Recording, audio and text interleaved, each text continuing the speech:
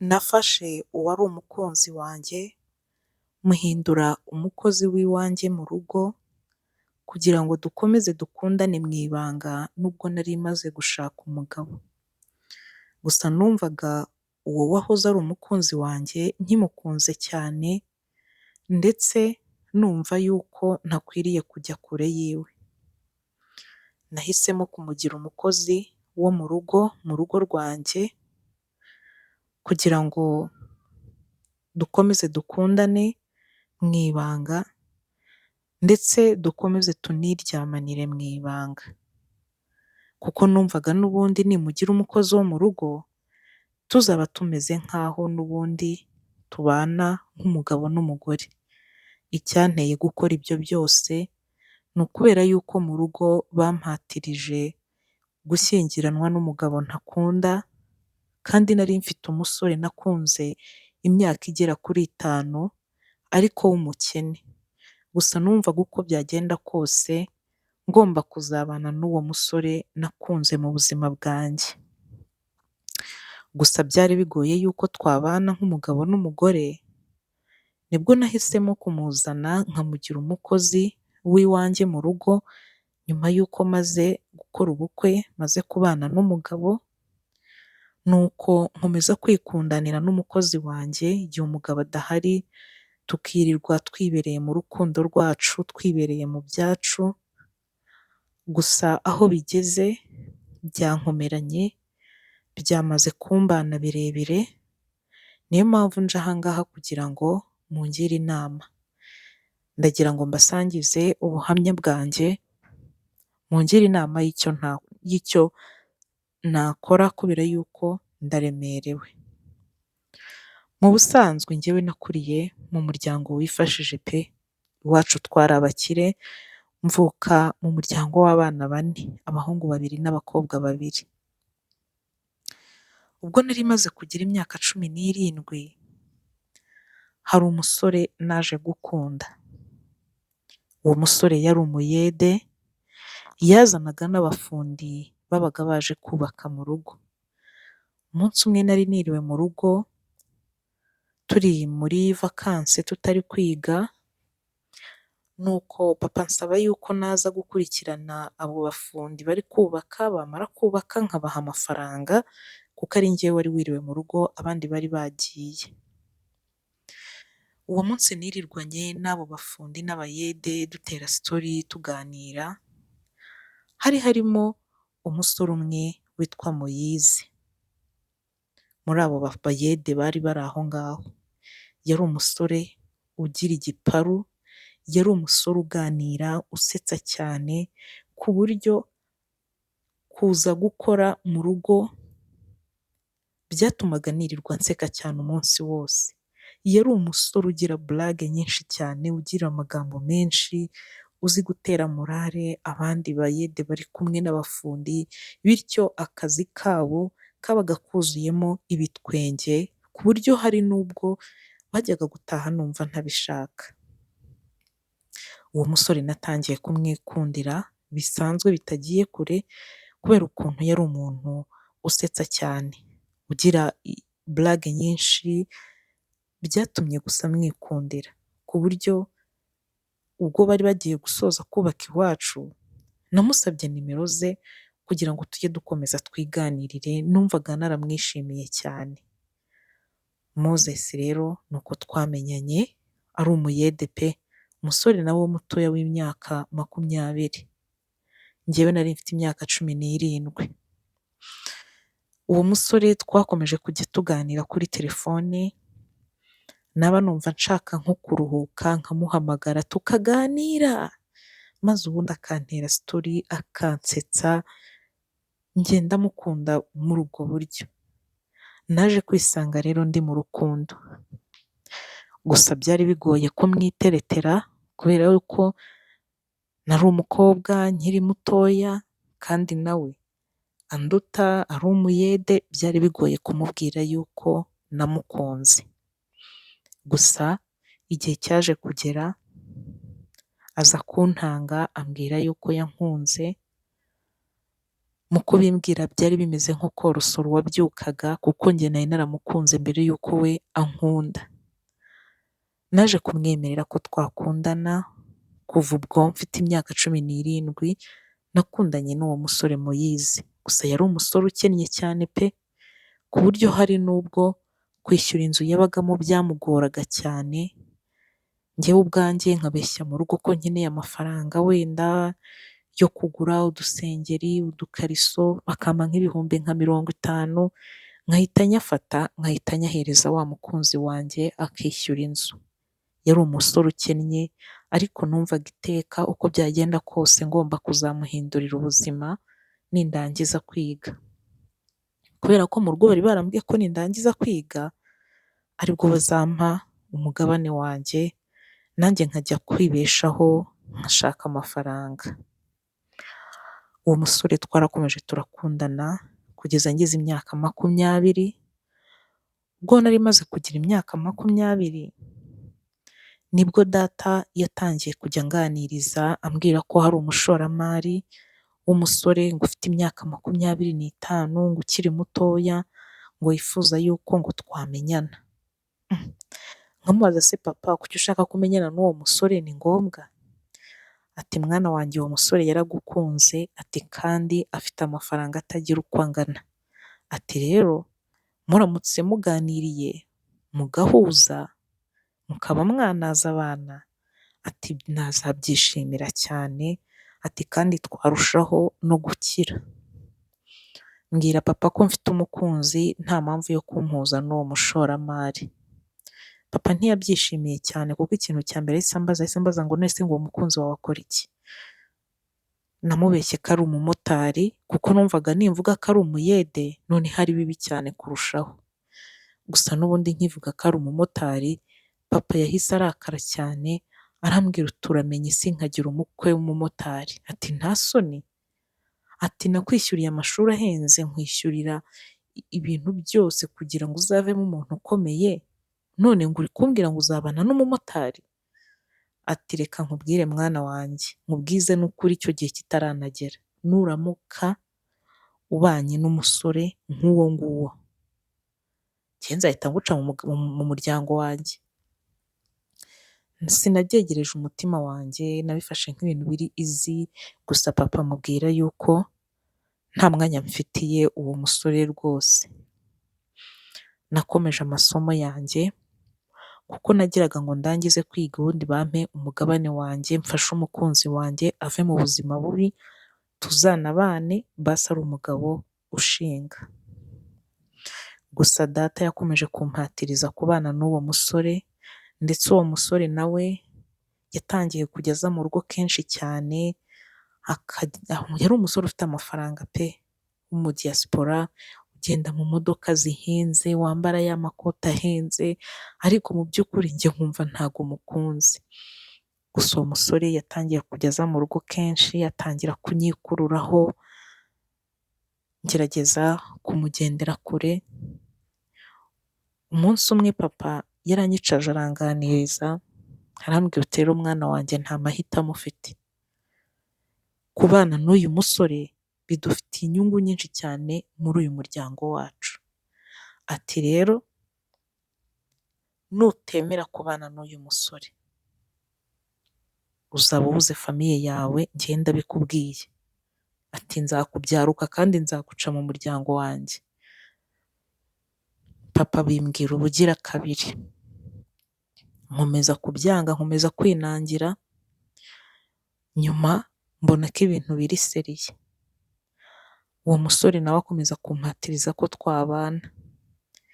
Maze kubona ko ibintu biri seriye, ndareba nanone ndavuga nti aho kugira ngo bance mu muryango wanjye, reka nemere mbane n'uyu musore, mbashe kugera ku mitungo yo kwa data, nimara kubona amafaranga njyewe nzakagatanya ntandukane n'uyu musore, njye kwibanira n'uwo nakunze.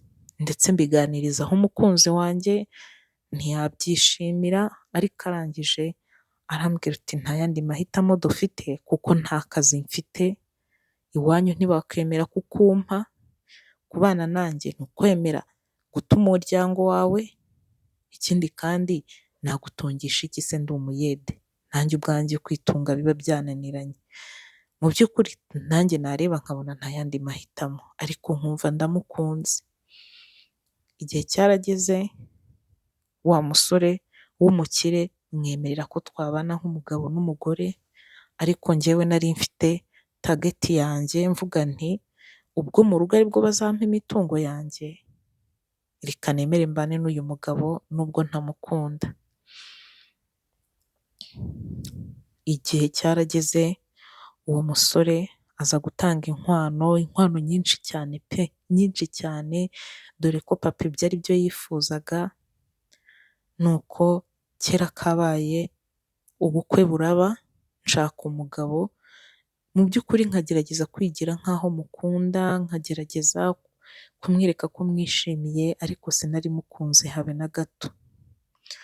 Twakoze ubukwe njye nawe tutaranaryamana na rimwe, ntazi ngo ese bimeze bite, numvaga nta n'amatsiko yabyo mfite, nta n'ikintu na kimwe bimbwiye. Nuko ku munsi w'ubukwe umukunzi wanjye yarababaye cyane, ariko ndamukomeza mubwira yuko aka ari agakino ngiyemo, uko byagenda kose tuzongera tukabonana. Icyo gihe nari ntarafata umwanzuro wo kumugira umukozi w'iwanjye mu rugo. Nuko ku munsi w'ubukwe njya mu rugo, ubukwe burangiye turataha nyine tujya mu rugo njye n'umugabo wanjye ntakunda, mu nzu rwose ya etaje pe, igeretse gatatu. Nuko tugeze mu cyumba, yifuza ko twakora igikorwa cy'urukundo, ngerageza kumwereka ko mukunze, ngerageza kumwereka ko mbyishimiye, ariko kwabaga ari ukwishushanya, nta na gato byari bimfasheho pe. Ibaze hahandi nabaga ndi kumwe n'umugabo nkamubeshya ko nishimiye ibyo turimo, kandi ibyo turimo nta n'ikintu na kimwe bimbwiye, nta n'ikintu ndi kumva. Nabanye n'umugabo ntakunda, numva ukuntu bitera agahinda, numva ukuntu bitera irungu, ariko ndihangana. Twari dufite umukozi w'umukobwa witwaga Clementine. Uwo mukozi yari umukobwa mwiza, uzi gukora imirimo rwose nta kibazo pe. Ariko uwo mukozi aza kutwiba. Amaze kutwiba dushaka undi mukozi. Gusa uko iminsi igenda ishira nkumva nkumbuye wa mukunzi wanjye cyane. Ubwo nari maze amezi 5 ngeze mu rugo rwanjye, nageze aho mukumbura, mbura amahoro, kandi nkabona sinajya kumusura aho aba, nkabona kwaba ari ukwiraburiza na gahunda yacu twihaye igahita ipfa. Nawe kandi ntiyaburaga kumpamagara, yirwaga antesha umutwe, ambwira ko ankumbuye, ansaba ko basi twahurira n'ahantu muri resitora, ansaba ko twareba ahantu twahurira basi akanansuhuza. Nibwo naje kwigira inama ndavuga nti ariko ubundi amafaranga ukorera mu kwezi angana gute? Arayambwira, ambwira yuko iyo akazi kabonetse amafaranga akorera mu kwezi atarenza 150. Nahise mubwira nti se waretse nkakwishyura 200, noneho ukaza ugakora akazi ko mu rugo iwanjye, ko mu rugo, nkagucumbikira, nkajya nkwitaho, nkakumenyera ibyo byose, tugakomeza tukikundanira mu ibanga, ko numva nanjye kukujya kureba iri kungora, kandi nanone twiraburije gahunda yacu yahita ipfa. Umusore nkimuha icyo gitekerezo yagisamiye mu kirere cyane, arambwira uti byaba ari byiza nazajya nkubona basi buri gitondo, nubwo nazajya mfuha, ariko basi nkakubona nkagusuhuza, mu gihe dutegereje ko gahunda yacu izakunda, n'ubundi twazajya tuba nk'aho tubana, twaba tumeze nk'aho tubana. Tumaze kumvikana ibyo bintu, naje kwirukana umukozi twari dufite wa kabiri. Yari n'umwana mwiza pe, ariko ndamwirukana, umugabo atashye mubeshya ko uwo mukozi namufashe ari kunyiba amafaranga. Nahise mbwira umugabo wanjye nti rero aho bigeze n'ubundi mu gihe tutarabyara, reka dushake umukozi w'umuhungu turebe. Umugabo wanjye ati wa mugani kaduhindure dushake umwana wababaye ukeneye akazi w'umuhungu turebe ko we atatubera imfura. Nibwo nyuma y'iminsi 3 wa mukunzi wanjye yaje mu rugo nk'umukozi wo mu rugo. Umunsi aza ni njye wari uri mu rugo njyenyine, umugabo wanjye yari yagiye. Naramurebye bineza neza biranyuzura, mu mutima ndavuga nti ubundi kuki ntari naramenye buno bwenge kare hose.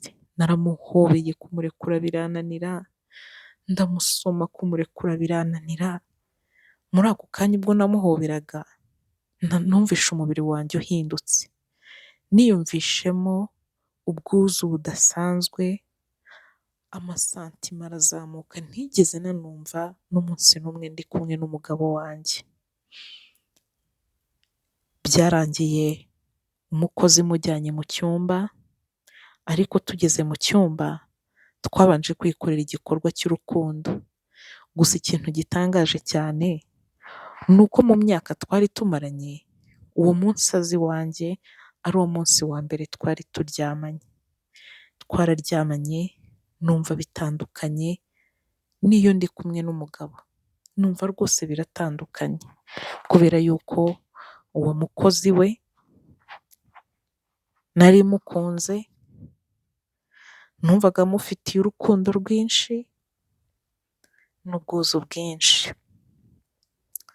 Ubwo twararyamanye, tumaze kuryamana mpita mwereka ukuntu agiye kuzajya yita ku bintu byo mu rugo, ndetse twumvikana ko nta kintu na kimwe tugomba gukora nk'ikosa kugira ngo tutaziraburiza.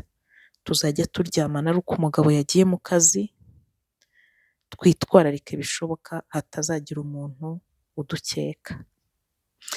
Nongeye kugira ibyishimo bidasanzwe, nongera kwishima ari uko umukunzi wanjye aje kuba iwanjye nk'umukozi wo mu rugo.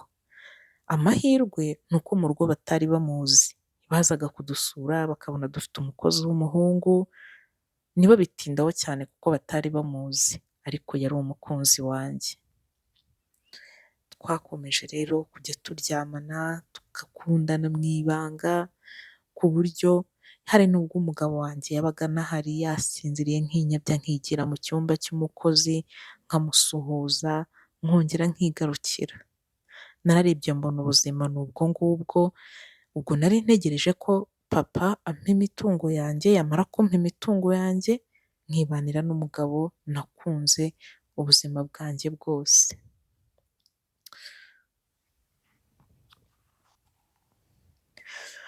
Mu minsi ishize umugabo wanjye yaje kubona akazi ko hanze y'igihugu agomba kumarayo ukwezi n'igice. Umugabo wanjye ndamusezera aragenda, nsigarana n'umukunzi wanjye noneho nkunda n'umutima wanjye wose. Wa mukunzi wanjye tukajya tubonana mu ibanga, gusa twarararanaga rwose, twari dusigaye tunararana nyuma y'uko umugabo wanjye agiye muri misiyo yo hanze. Gusa ikibazo naje kugira, wa mukozi akaba umukunzi wanjye yaje kuntera inda bitunguranye muri kwa kwezi n'igice igihe umugabo wanjye atari ahari. Amaze kuntera inda byaranshanze, ndavuga se ko mbona ntwite ndabigenza nte? Kandi iyi nda ni iy'umuhungu, kuko nyuma y'uko umugabo wanjye agiye nagiye no muri ya minsi y'abadamu. Byaranshanze mbura ikintu nkora, mba mbimuhishe mbigira ibanga. Igihe kiza kugera umugabo wanjye aragaruka turabonana nk'ibisanzwe, ni ukuvuga ngo yaba umugabo wanjye ntabwo aramenya ko ntwite, n'umukunzi wanjye uwo mukozi ntabwo aramenya yuko yanteye inda. None rero aha ngaha niho ngira ngo mungire inama, ese ko ntwite inda y'umukunzi wanjye nkunda, ubu cyaba ari cyo gihe cyiza cyo gutoroka nkaka gatanya nkajya kwibanira n'umukunzi wanjye? Yego n'ubundi ntago ndabona amafaranga ahagije, ariko byibuze ubuzima bwarahindutse, mu rugo ntibarama imigabane yanjye, ariko byibuze kano kanya mfite akazi nkora, mpembwa amafaranga ahagije ku buryo nabasha no gutunga umuryango, cyangwa nkafata n'uyu mukunzi wanjye nkamuha igishoro agahindura ubuzima arimo. Ariko nanone nkibaza, ese ko umuryango wanjye ushobora kuzahita unca, ubu nzemere mpombe umuryango wanjye kubera umusore nakunze? Ndagira ngo mungire inama y'icyo nakora, hari ubwo ndi gutekereza nkumva umutima umwe uri kumbwira ko ndi kubara nabi.